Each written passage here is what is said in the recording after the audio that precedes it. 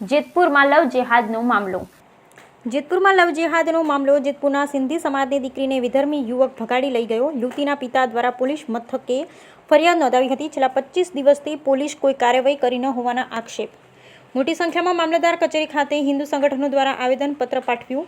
FIR થઈ હોવાથી police તંત્ર નિષ્ક્રિય હોવાના આક્ષેપ. ડીવાયએસપી કચેરી ખાતે પણ આવેદનપત્ર અપાયું. વિધર્મી યુવક સામે પગલાં ભરવા માટેની માંગ. Bureau report Ashish Patadia, Jetpur.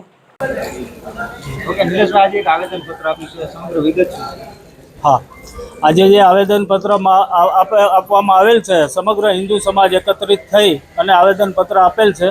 એમાં બનાવમાં હિન્દુ સિંધી સમાજની એક દીકરીને એક જેહાદી માનસિકતા ધરાવતા વ્યક્તિએ લલચાવી, ફોસલાવી, કોઈ ધાકધમકી આપી, બ્લેકમેલ કરી, માઇન્ડ વોશ કરી, કોઈ પણ એનકેન પ્રકારે દીકરીને ભગાડી ગયેલ છે.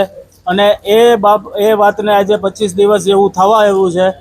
આ બાબતની પોલીસ કમ્પ્લેન પણ એમના પરિવાર દ્વારા અને સમાજના આગેવાનો એકત્રિત થઈ અને જેતપુર સિટી પોલીસ સ્ટેશનમાં કમ્પ્લેન કરેલી છે. પણ આજે એને 20-25 દિવસ જેવો સમય થઈ ગયો હોય છતાં કોઈ પણ જાતની દીકરીની ભાળ મળેલી નથી. ત્યારે પરિવારજનો ખૂબ ચિંતિત છે, દુઃખી છે અને એ પરિવાર